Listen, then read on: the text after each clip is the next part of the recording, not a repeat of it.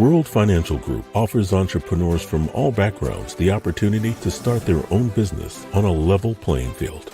Dr. Yana Woodhouse, receiving the WCM Wall Street Pioneer Award by the United Black Wall Street of America, Inc., is one of those entrepreneurs. I see WFG and TFA as a place where African Americans with an entrepreneurial mindset can flourish. And the bonus, we help families and serve the communities across the country. To learn more about us, go to worldfinancialgroup.com.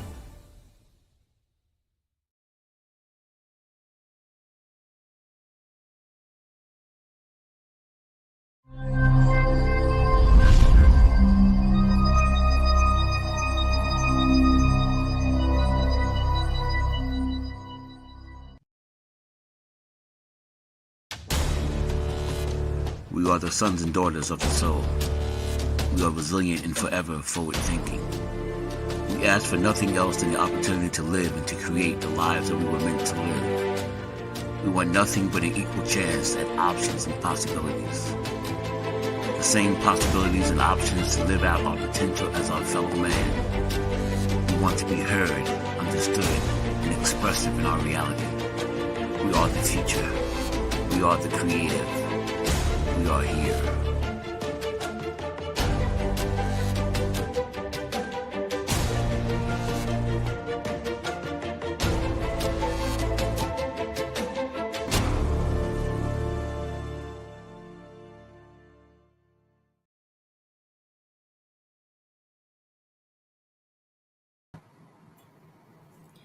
Live from Soul City, Good Morning Community. Good Morning Community is a platform where members of the community can find out more about small businesses, authors, artists, entrepreneurs, members of the community, and community-based organizations. Also, how to get involved, connect online, volunteer, or donate, as well as some of the resources and services they provide. At Good Morning Community, we offer encouragement, share resources, and we encourage you to hold yourself accountable. And most importantly, we genuinely want to see you win. My name is Eartha Watts Hicks. I'm the CEO of Eartha Tone Books, publisher of Love Changes, Graffiti, Mural, and The Planner is a Girl's Best Friend, as well as a freelance writer, editor, PR writer, and affiliate for blackpr.com, as well as executive editor for Harlem World Magazine and a longtime member of the Harlem Writers Guild. And I am your host. And today, instead of a special guest, we have a special topic. And today's special topic is self-publishing. Now, by definition, according to Wikipedia, self-publishing is a process where authors publish their own work without a traditional publisher, maintaining full creative and financial control. And it typically uses digital platforms and print-on-demand services such as KDP to produce books, ebooks, audiobooks, and other media. Authors handle or hire out for editing, design, formatting, marketing, retaining ownership, and higher royalties. This model offers speed, flexibility, independence, autonomy, and allows writers to set their own timelines and set their own prices as well.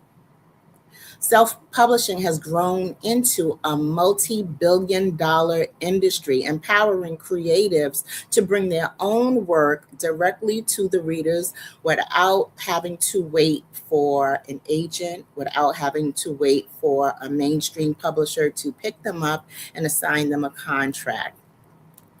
Now, for those who know me separate and apart from Good Morning Community, you know that I love books. And in addition to loving books, I publish books. And in addition to publishing books, I write. I am a fiction fellow of the Hurston Wright Foundation and the Center for Black Literature's North Country and Retreat for Writers of Color, as well as City College's Black Male Initiative, which was a program they ran a number of years ago. So I did the workshop route and learning how to write. And then I joined the Harlem Writers Guild so that I could find my community of support to help me continue to write. And out of that journey came Love Changes, which was a book that took me 12 years to write and publish. Now, it wasn't just a straight shot. It took me 12 years because I tried to go the traditional route. I tried to get an agent. I had an agent. And one thing I quickly learned about when it comes to agents, agents are only as strong as their relationships. So for me, I had an agent that had more success with academia and publishing textbooks and books for universities. And I was her Black fiction client. So, with the network that she had, which was academia, textbooks, she didn't have access to the publishing houses that were publishing my work. So I found that um, I was in this journey of trying to get picked up for years and years, like a little over 2 years. And I had grown impatient.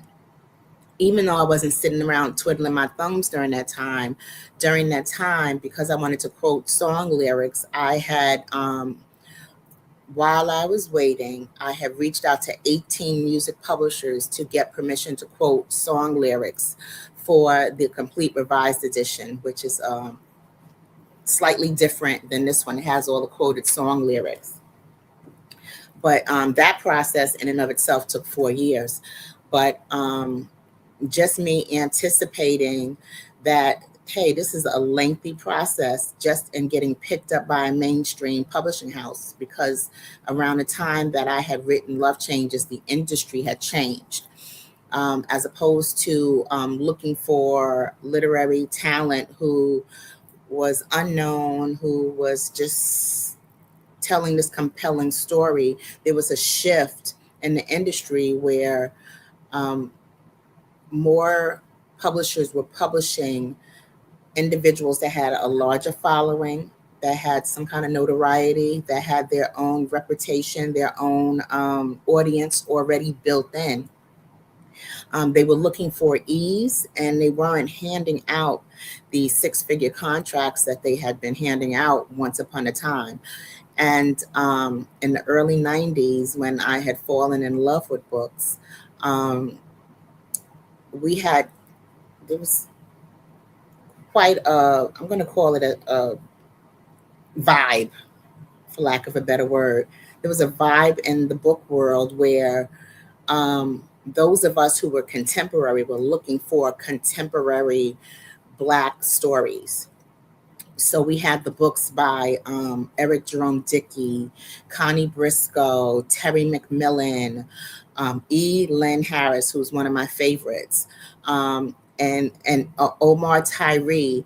And these were the books that were emerging, giving us stories with weight that told who we were as a people in the time that we were living in, as opposed to the 40s, the 50s, stories that had a historical element, even though they were powerful stories, like The Women of Brewster's Place, The Color Purple, those type, Bailey's Cafe, those type of stories, which were more popular in the 1980s.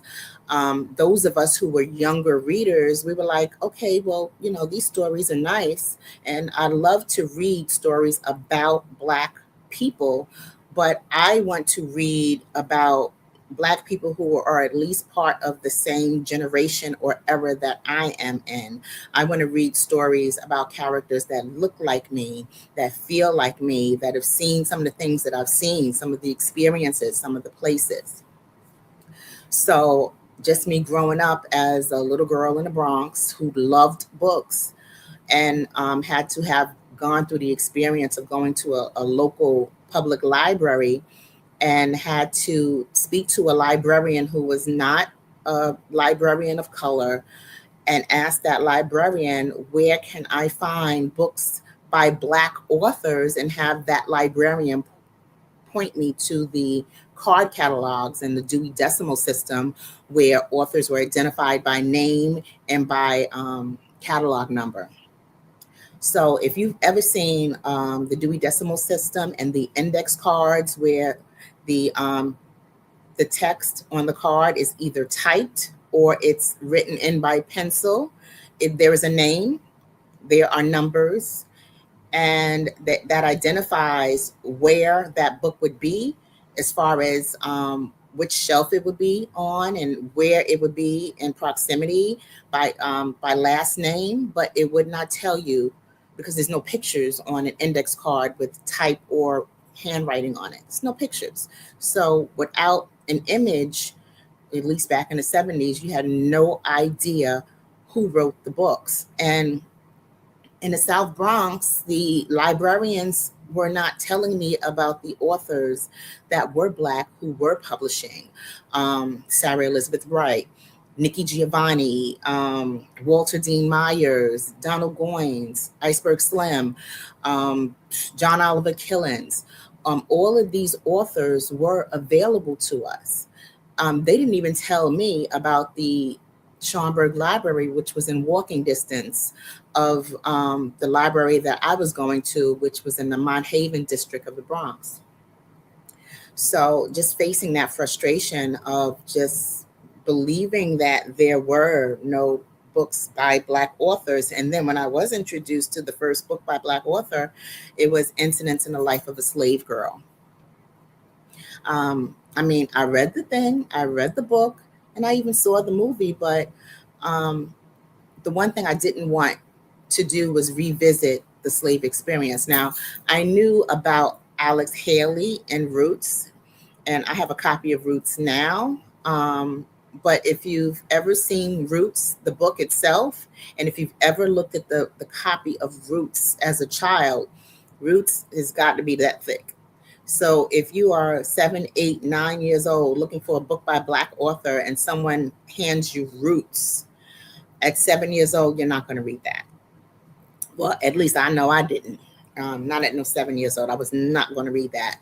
So my desire in becoming a self-published author started there. But that wasn't my desire to be a self-published author. My desire was to write a novel, have it shoot to the top of the bestsellers list, New York Times bestsellers list, and earn millions and millions and millions of dollars.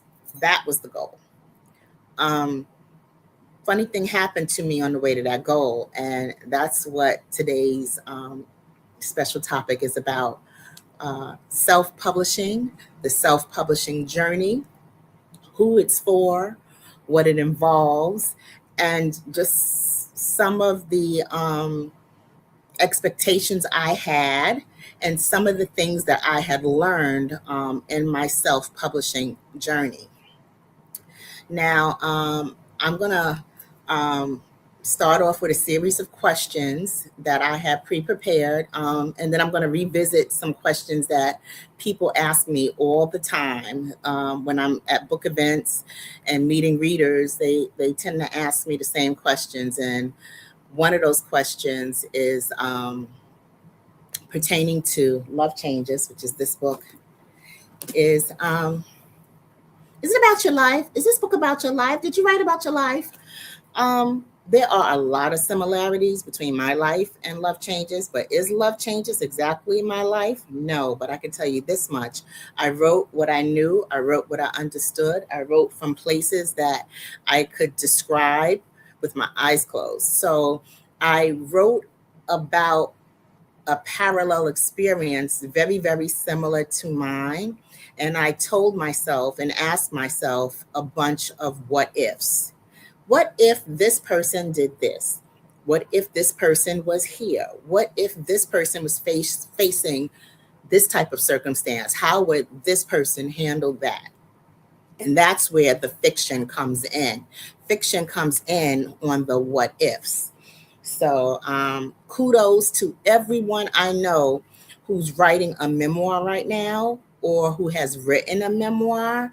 I say congratulations to you because I've done the artist way, which is an approach to writing and creativity, not just necessarily limited to writing, but the artist way presents the artist along the artist journey as if that artist journey is a 12-step program. So it takes you week by week into learning what it is that you do and become closer to your inner artist or your artist child, so that you develop your best work when you do whatever it is that you do creatively.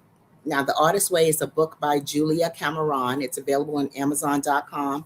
And it also has a workbook and it also has a follow-up book. But part of that Artist Way journey involves writing memoir, or at least getting to the root of your personal story. And from going through the Artist Way journey, I learned that writing memoir is almost as painful as it is living it the first time. So for those of you who are writing memoir or who are stuck and writing memoir, I highly recommend The Artist Way by Julia Cameron. That way you tap into your authentic story. And she has a series of exercises that help you unlock and unblock. And that's The Artist Way by Julia Cameron. Now, as for me and Love Changes, I wanted Love Changes to be an authentic story of characters who are from the hood, and not just any hood, from the South Bronx, from Harlem, from New York City, educated, upwardly mobile, contemporary in their manner of speech and their approach to thinking and to the things that they want, and to their dreams and desires and how they saw the world. And then I set Love Changes in 1995 because 1995 and the 90s was a wonderful year for music, at least as far as I believe. I love the 90s and 90s music and the history of the 90s, and where we were just at that place in time where technology was at the bottom of the hill, as far as it was on the rise, but at the same time, we thought we were so far ahead back then. But compared to where we are now, 1995 being 21 years ago, it's eons. It's like light years from where we were in 1995. So I'll start with the first question. When did you first realize you had a book worth publishing independently? That's the first question. So I realized I had a book worth publishing independently when I realized that I had great copy, as in the writing was wonderful.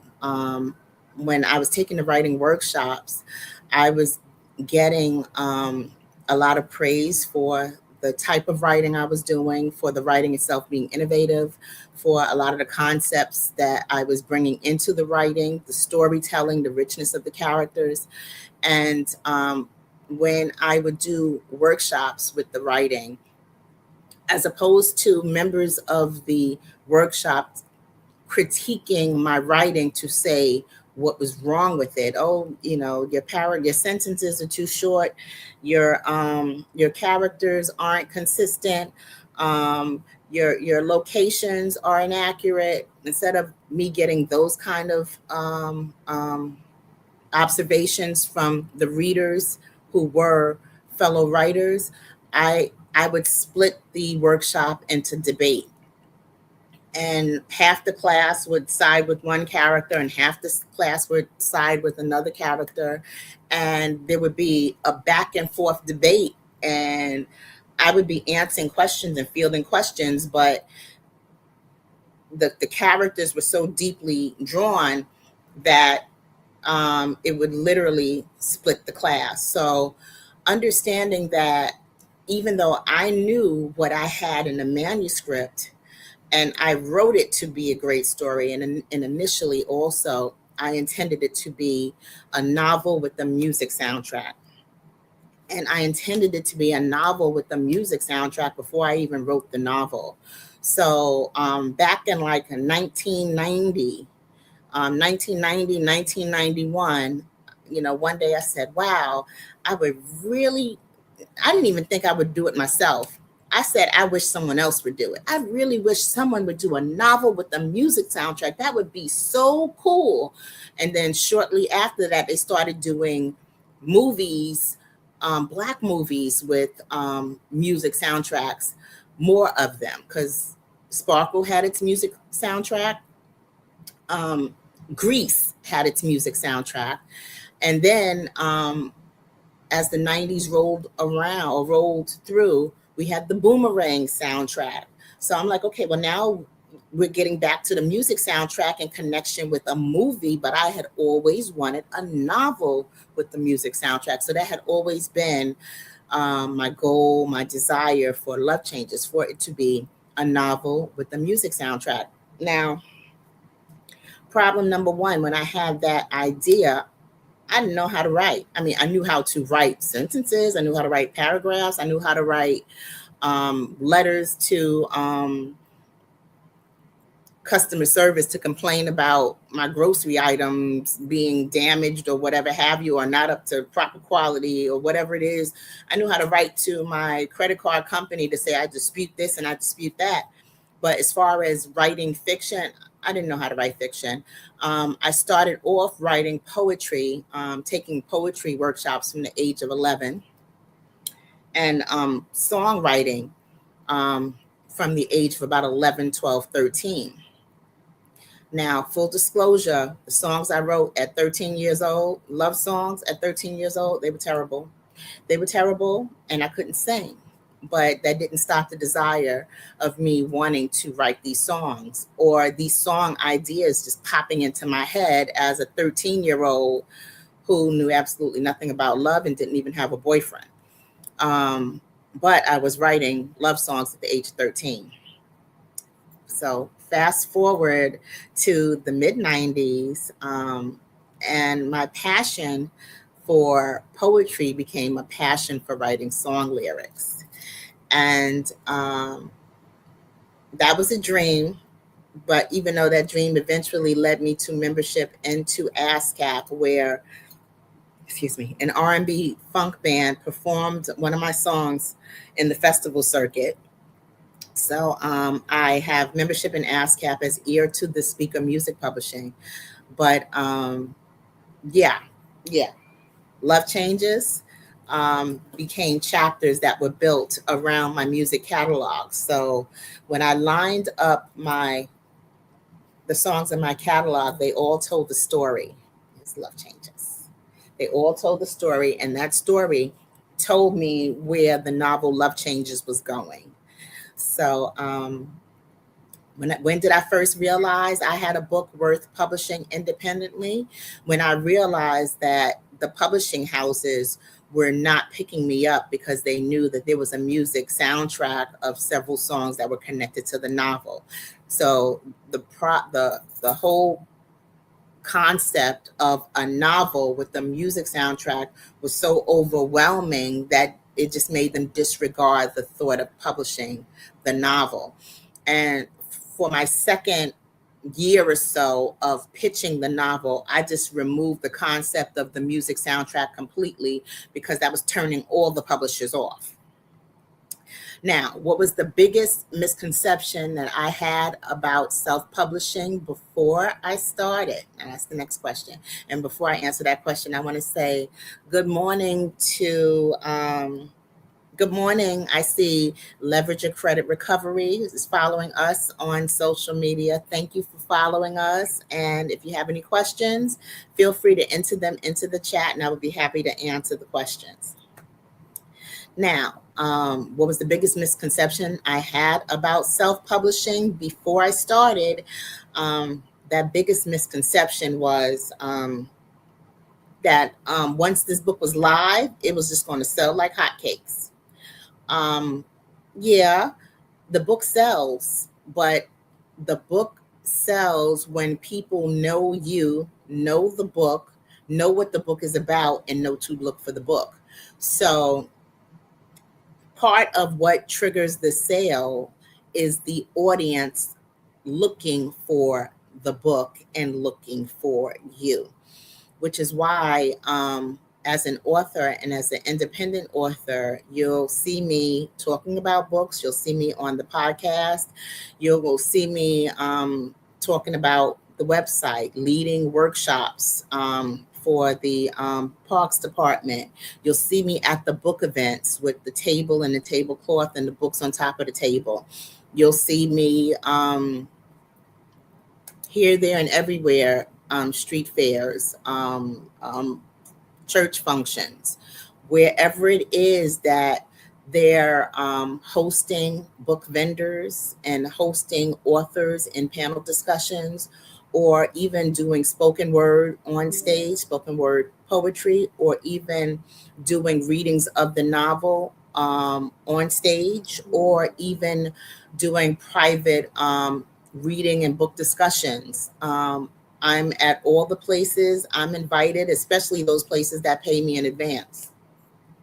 So yeah, it's not just about, wow, this book is live, everyone's going to buy it, it's going to fly off the shelf. No, even if the book is on the shelf at Barnes and Noble, if people don't know to look for you in Barnes and Noble, they're not going to just walk by and say, this spine is very interesting. And trust me, I tried to give myself a designer spine, thinking that once it was on the shelf, the spine was going to sell the book. Everybody's just going to walk by, see the book, and buy it. No, only the people who know you and know of the book will look for the book. So you have to do everything as a self-published author to ensure that the people who are either looking for your subject matter or know of your story are actively looking for your book and know where to find your book, be it the library, be it Barnes and Noble. If it isn't a Barnes and Noble, be it independent bookstores like Sisters Uptown Bookstore and the Schaumburg Library's Bookshop, wherever your book is, because those are places where you can find Love Changes. It's in the library system. It's in the Schaumburg Bookshop. It's in Sisters Uptown Bookstore and a few other bookstores. But if readers do not know to look for your book, or do not walk into a bookstore saying, excuse me, where is your Eartha Watts Hicks books? If they're not walking into a bookstore and very specifically asking for you, the book won't sell. So you have to do everything that you can to raise awareness about your book, your story, your brand, and what it is that you do. Right. So even if it is the most well-written book, period, and of course, press helps. So having a magazine review your book, that helps. Having a newspaper like Love Changes was recommended by the New York Amsterdam News when it was first released, and the journalist that reviewed the book said it was extremely well written. Well, that's nice, and I love that she said that. As an author, that's just spoke to me, because I put so much heart into it, so much time in crafting the words and crafting the novel. But how well written the novel is only appeals to other writers. Readers don't care that it's won XYZ awards. Readers don't care how many awards the book has won necessarily. Readers care if the story is juicy, if the story is funny, if the story speaks to them and their own life experiences. So as an author, we have to kind of get out of our own way, understanding that a reader's decision in picking up a book and in choosing a book to read is as personal as a reader's decision to is as personal as a shopper's experience is when buying a pair of shoes. So when you go to Macy's, you're not necessarily looking for the Black-owned shoe brand that is in Macy's. You're looking for the shoe that appeals to you. And it's pretty much the same thing when it comes. except for when it comes to books, readers from the Black community are looking for the Black experience in their book. They're looking for Black authors who write the Black experience, to tell them the story the story that will be the next story that they fall in love with. And that's what happens with books. Readers are falling in love with the story. Readers are falling in love with the book. Now, next question. Craft and process. Can you walk us through your writing and revision process from idea to finished manuscript? Okay.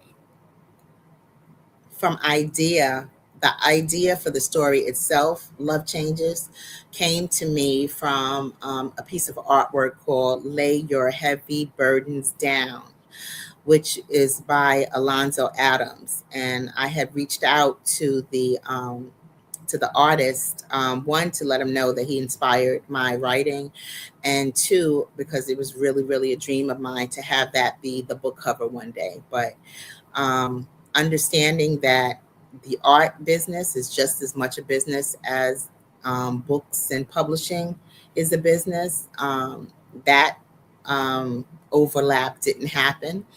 But that didn't stop me from being inspired by the beauty of his art. And if you have a chance, Google Alonzo Adams and his artwork. He has several pieces that became popular over the past 30 years or so. Lay Your Heavy Burdens Down was the piece that was a limited edition piece that I had I purchased it from the first round in the series. So I think I might have number 192 of the first 500, but and that was a print that was signed, a signed limited edition from 30 years ago. But looking at that piece and the intensity of the moment between the couple, it would just spill over into my own imagination of what is the story behind this intense moment between this couple. So, with that being the case, I knew that I had to write a novel. And I must have written maybe 2 or 3 iterations of Love Changes before the actual one that became the first complete draft. I had called myself writing a novel where must have been in the mid-90s, and I had 135 pages, and I didn't own a computer. I was going to the little computer labs that we had in the neighborhood, and I put my little floppy disk. I think it was the 3.5 floppy, because it was a little hard floppy disk. I put it in the computer, and the monkey virus took my computer. No, not the computer. The monkey virus erased my manuscript. And I was heartbroken. I promised myself I was going to never write again, and I broke that promise. But I later found like handwritten pages that was from that draft, and I looked at them and was like, oh wow, these are terrible. But I was very surprised that the title I had was always Love Changes. So that part surprised me. I was committed to the title even before I published the book. So in 2001, I started writing Love Changes again. And this time I said, I'm going to give it 3 months. I'm going to write this book in 3 months. And in a year, I'm going to be on the New York Times bestsellers list. Well, I never made it to the New York Times bestsellers list. Not for trying, not for wanting to be on the New York Times bestsellers list, because trust me, I wanted to be there. But I did not understand how much work how much work goes into building an audience. And that's where the work is. It's craft. Yes, craft is important. Craft is the goal of the writing journey, but the self-publishing journey involves building an audience. Now, back to my question, walking you through my writing and revision process from idea to finished manuscript. Um, I wrote whenever I had a spare moment, whether I was online at the library, online at the subway trying to get a sandwich, whether I was walking down the street, I would pull index cards out of my pocket. And then I would sit down at the computer and turn whatever cryptic notes I had on an index card or on a napkin or on the back of a menu into a chapter. And I was able to do that with the help of the Frederick Douglass Creative Arts Center, where I had taken a Novel One workshop and studied under Valerie Wilson Wesley. When I walked into that workshop, I had nearly 400 pages of Love Changes. And that was in 2004, 3 years after me beginning my writing journey. I had about 400 pages and no novel. I had 400 pages and I had what I called a chapter one, which was 71 pages. And if you know anything about writing or about reading a novel, is that nobody has the patience to read through 71, 72 pages of one single chapter. I had no idea where where to stop, or where the story should continue, or how the story should flow, or where the natural breaks should be. And I was introduced to those concepts by one of my absolute favorite authors, Valerie Wilson Wesley, who is the author of the mystery series, the Tamara Hill mystery series, which was my favorite mystery series in the 90s, When Death Comes Stealing, Where Evil Sleeps. I must have read about a good 8 of her books. And I was such a fangirl that when I would go to the workshops every week, I think it was on a Tuesday, I would go to the writing workshops and I would bring my books that were her books. And I had the hardcover, and hardcover books were expensive. And I'd have a tote bag full of her hardcover books, and I never worked up the courage to ask her to sign them. So I would come with a bag of books, and I would say, as soon as I get a moment, I'm gonna ask her to sign them. As soon as I get a moment, I'm gonna ask her to sign them. And I would chicken out, and I would not ask her to sign them. So when I finished writing Love Changes, and Valerie Wilson Wesley gave me a review, a blurb for my novel, that was everything. That was everything. That was everything to me. And that quote went on the marketing, it went on the back of the book, and it helped me sell copies. And I thank her for that. And I still read Tamara Hill mysteries to this day. But yeah, so she helped me get my 71 pages to roughly 10 pages and a natural break. And Grace F. Edwards was my instructor for novel 2.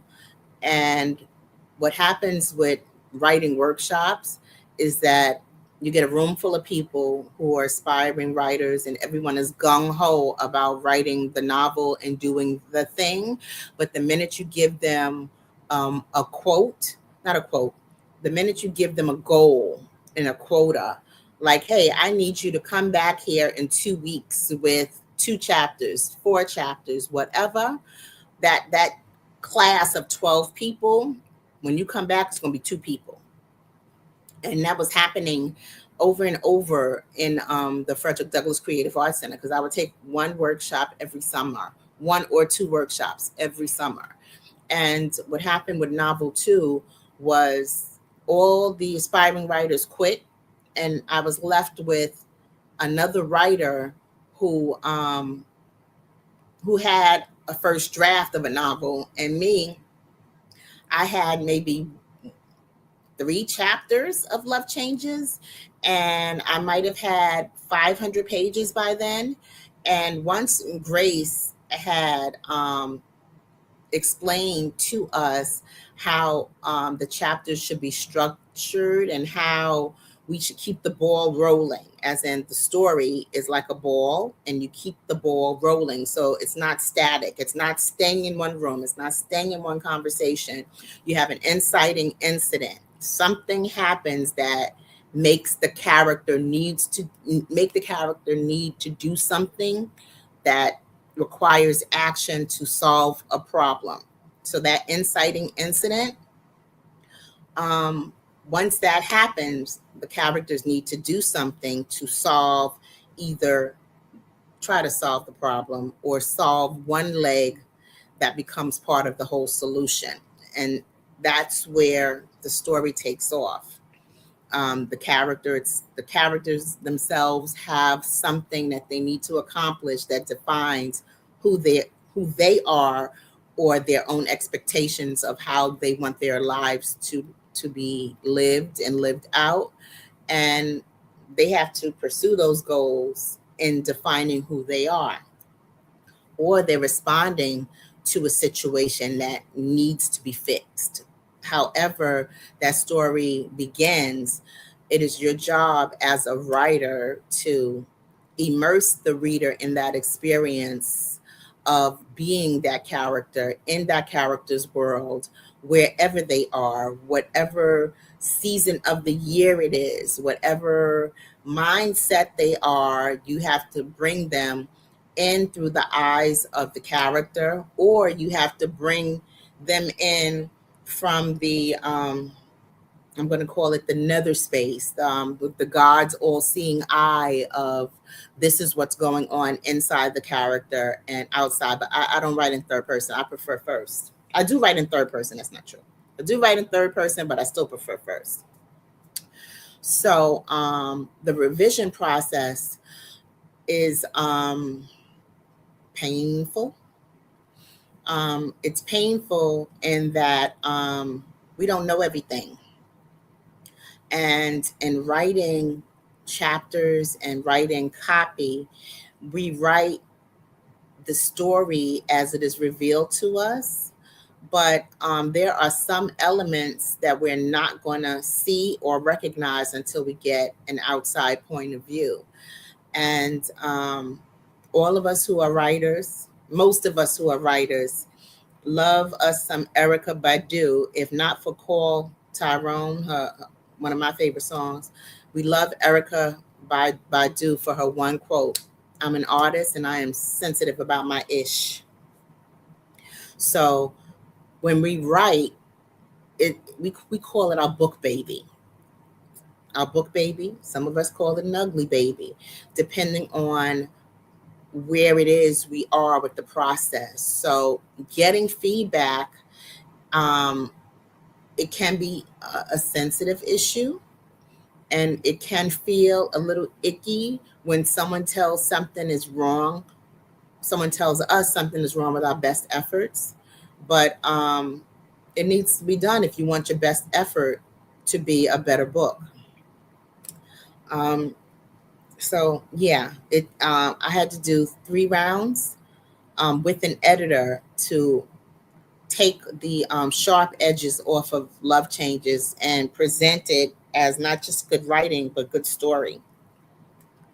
And it took a lot of revisions, and I approached the revisions like I was going to school. So I workshopped and I listened to feedback from other writers. But the part of it that became more frustrating to me was when I would know it's not perfect, and I would enter those spaces, those workshop spaces, and the writers would say, "Oh, it's good, it's fine, it's good." And I would say, "Well, I know it's not perfect because if it was perfect, it would be published."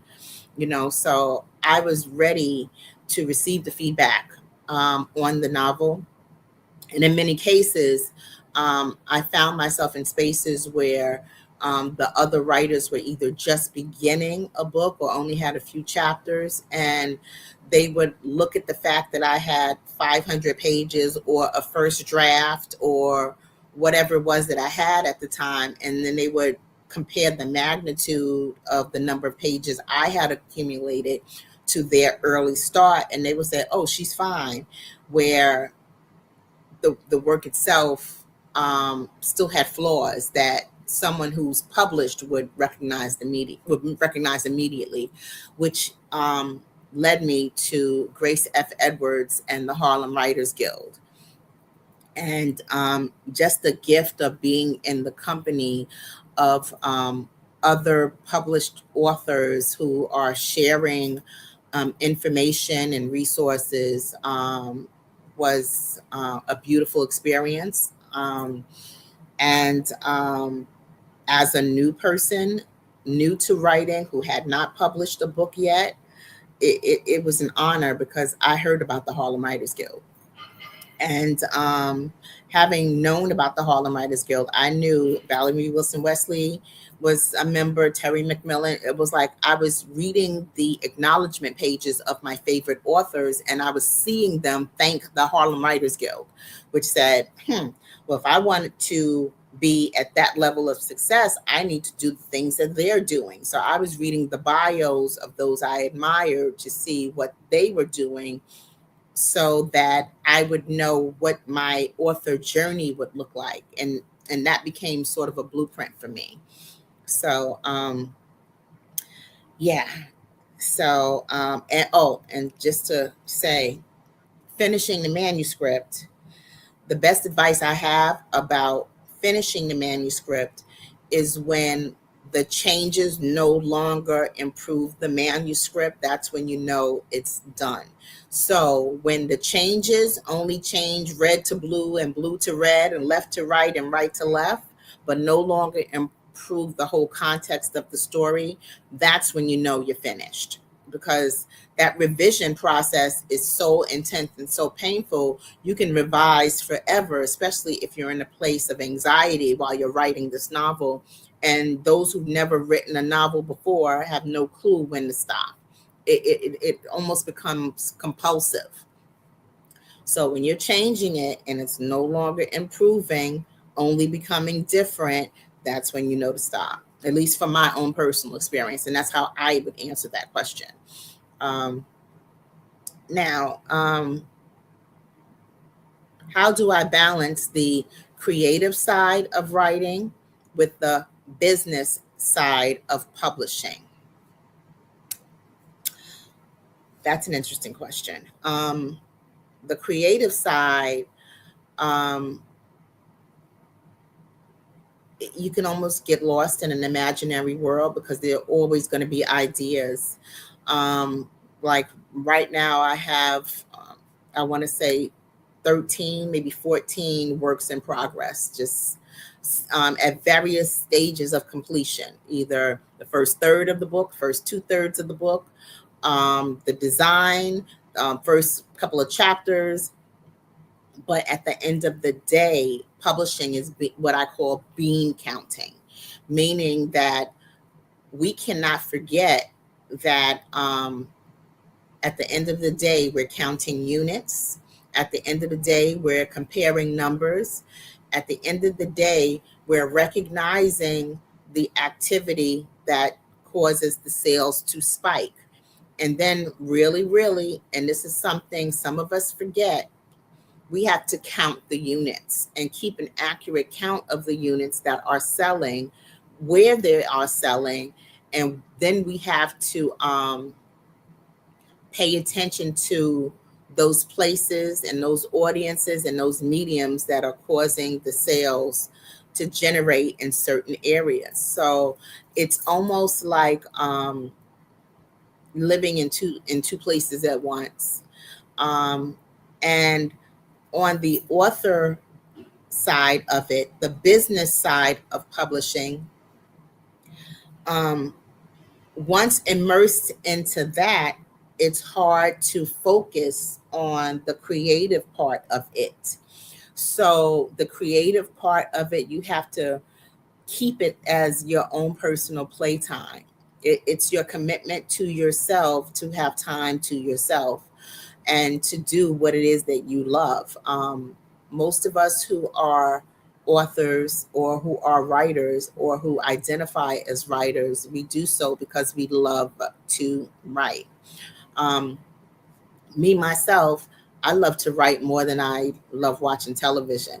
And the more I write and the older I get, because, time is passing, um, I'm less interested in television than I am in books, than I am in writing. So I'm reading more, watching less television, and even though YouTube is getting interesting. But yeah, you have to remain selfish and protect your the integrity of your work, the commitment that you have with yourself to do your own writing. So, how do I balance the creative side of writing with the business side of publishing? Um, One, I have to ensure that monies are coming in, that the book is generating something and the books are generating something. And then I have to remember that I have a commitment to the readers who are reading my work or buying my books to come up with more content for them, more books for them, and understand that I'm connecting with them by how I do my creative expression. So yes, and I'm gonna take a quick little break just to one say, if this is your first time following or watching Good Morning Community, please, please, please subscribe, hit subscribe on YouTube to Soul City Network, and follow me across social media at Eartha Tone.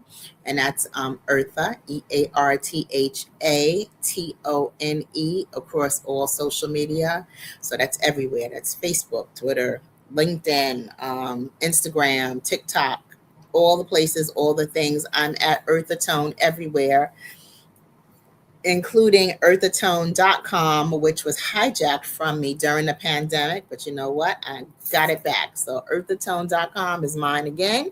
And if you go to earthatone.com, you can join my mailing list from there. But I'm at Earthatone on Facebook, on Instagram, on YouTube, everywhere there is to be on social media. Now, next question. What tools or software or other platforms do you rely on during your self-publishing workflow? Now, the interesting part about this is that I've been doing this now for 25 years as a writer. So the tools that I used then and the tools that I use now have changed a bit. In the beginning was, of course, Microsoft Word. And I had gone through early efforts with Dramatica Pro, which was a self-publishing. I'm going to call it just a mapping. It mapped out your novel by giving you the internal workings of all the characters. And it helped you understand the characters by understanding the psychology of all the characters simply by asking a series of questions and giving you a report of what your answers provided. And honestly, I had so much content in just the Dramatica Pro output and the reports from Dramatica Pro that I didn't even read the daggone reports. I already knew who my characters were, but what it did help me with was understanding that your characters are built from every hero is built from who the adversary is. So in the space of characters, every character has another character that is diametrically opposed. So for Love Changes, for example, the Dawn character, who is the older sister of the Mia character, is diametrically opposed to the Jackie character, who is the older sister of the Spider character. The Spider character and the Rommel character are diametrically opposed. The mothers, Dr. Snyder and Mia's mother, Miss Anne, they were diametrically opposed. So the characters who are diametrically opposed and the reasons why they are diametrically opposed told me or informed me where the story was going. But I needed to understand through a character mapping that these characters are the ones that are polar opposites, and these are the reasons why. So once I understood, okay, these characters are diametrically opposed, that taught me the one thing that was most important about fiction writing, which is conflict. That told me where the conflict was, why the conflict was there, and just the human nature being what it was, how to make that conflict stick without being over the top ridiculous, because people have their own ridiculousness. They don't need weird weird scenarios or weird what's the word I'm looking for, exaggerations to make them feel real. We have enough strangeness in our own lives to fill several novels. But with a novel being a snapshot of one story, just learning how to capture that was the challenge. And Dramatica Pro helped me that for the first iteration of writing a novel. Dramatica Pro helped me with that. Once I understood what the dynamics were, I didn't need to do Dramatica Pro for every single story or short story or whatever it was. I just knew who my characters were and knew what it was that was going on. So Dramatica Pro, also Power Writer, which allowed me to ask those important questions chapter by chapter.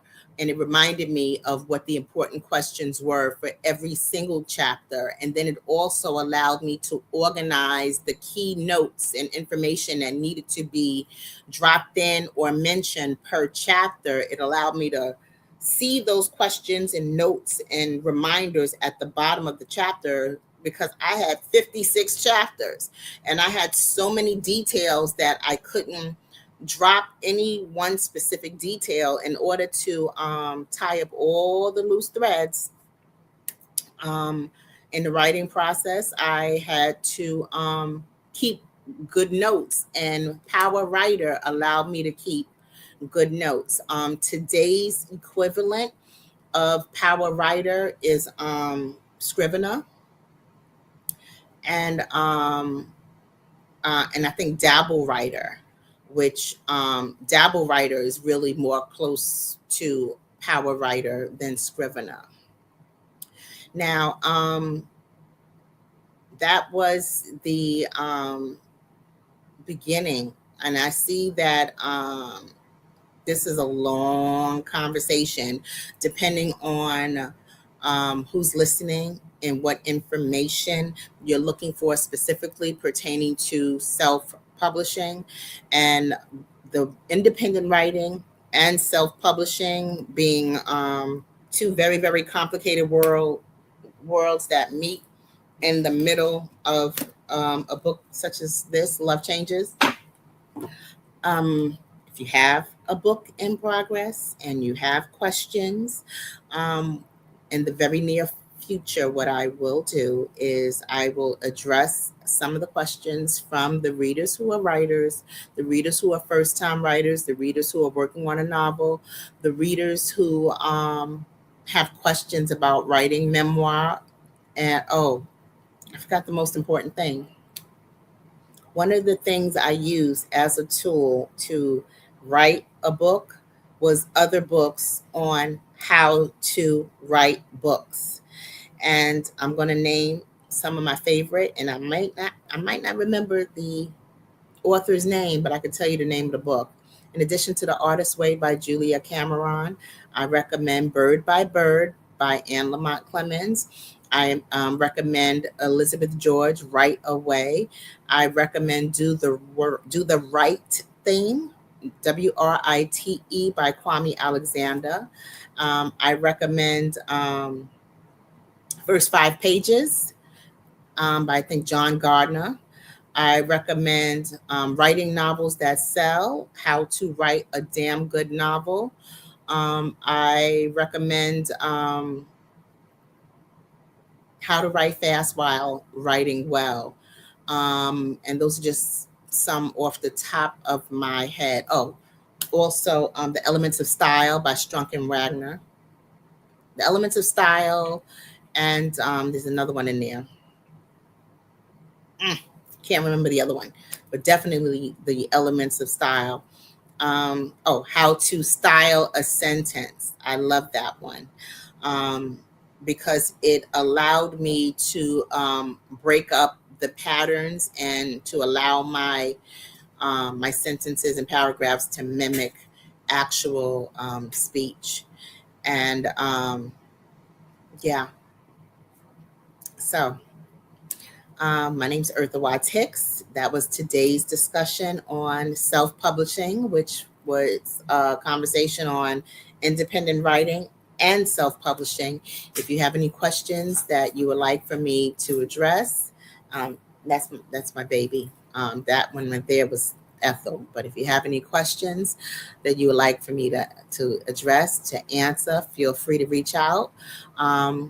And follow me on social media, message me on social media, specifically about Good Morning Community, and you could be our next special guest. Again, follow us, like us, share us, and thank you for joining us, and have a lovely, lovely Wednesday. Bye-bye. We are the sons and daughters of the soul. We are resilient and forever forward-thinking. We ask for nothing else than the opportunity to live and to create the lives that we were meant to live. We want nothing but an equal chance at options and possibilities. The same possibilities and options to live out our potential as our fellow man. We want to be heard, understood, and expressive in our reality. We are the future. We are the creative. We are here.